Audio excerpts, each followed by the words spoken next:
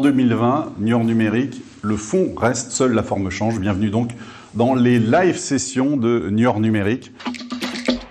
Le confinement nous fait changer de dimension vis-à-vis du numérique, qui est évidemment, chacun le sait, le grand gagnant de la période. Il n'est plus périphérique, il n'est plus un outil parmi d'autres, il n'est plus un outil qui apporte simplement du mieux, de la vitesse ou du plus, la dématérialisation, la désintermédiation, mais il a été central, une colonne vertébrale, et il est absolument indispensable. Sans lui, que se serait-il passé ?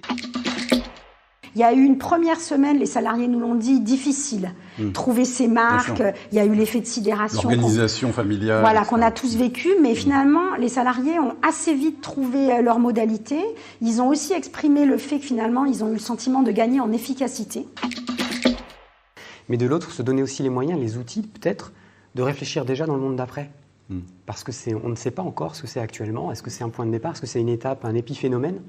Ou est-ce que c'est peut-être le point de départ sur autre chose? C'est toujours une inconnue.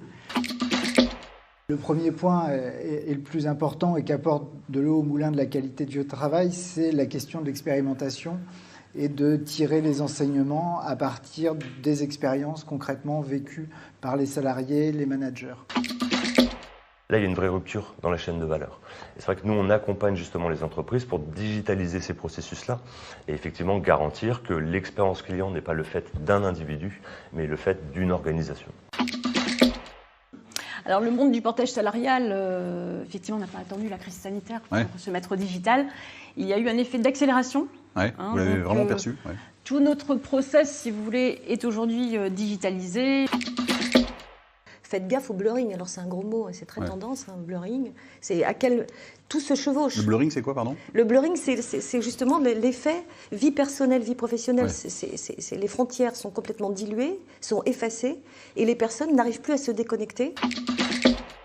On a tous la même stratégie, on a une stratégie commune pour l'entreprise, le collectif de l'entreprise, l'esprit d'entreprise.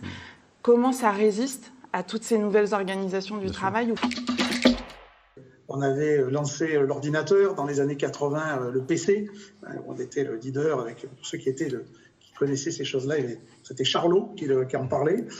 Julien n'était pas né, donc il n'a pas connu. Oui, non, je sais. J'insiste pas trop là-dessus parce qu'après, je vais pas me rajeunir. Les crises qu'on peut traverser, elles ont souvent un effet de loupe, à la fois sur les choses positives des entreprises et puis sur les axes d'amélioration. Nous, ça a été assez fou, parce qu'en fait, mars, avril, mai, on a eu 500% de croissance. 500%? Ouais, on a vraiment, en fait, quasiment fait notre chiffre d'affaires. Alors voilà, bon, je le dis. On a profité de cette fenêtre aussi pour se former, et on voit bien qu'aujourd'hui, le mantra de notre président, c'est il faut que tous les jours, vous passiez 1 heure à vous former. On ne peut pas simplement réduire l'empreinte écologique du transport public, par exemple. Il faut aussi mobiliser l'ensemble des acteurs du transport et notamment les individus.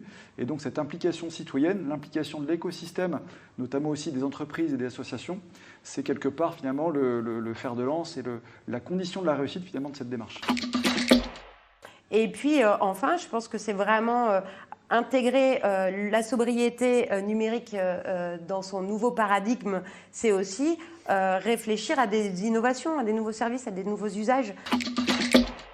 Une transformation, on va dire, numérique optimale ne peut pas passer sans avoir une confrontation entre l'utilisateur et l'usage de la solution. Certains médecins utilisaient déjà la téléconsultation de manière souvent anecdotique et en 48-72 heures, il a fallu basculer à une pratique de la téléconsultation massive.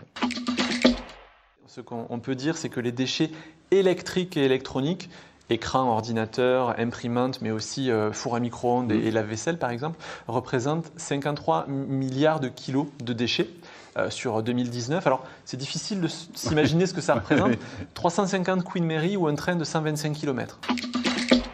Des acteurs publics, des chercheurs et des experts. Une association qui sait d'ailleurs aussi bien pointer le potentiel du numérique que ses limites, surtout quand il oublie ses utilisateurs finaux. Voilà, rien de grave, quelques chutes.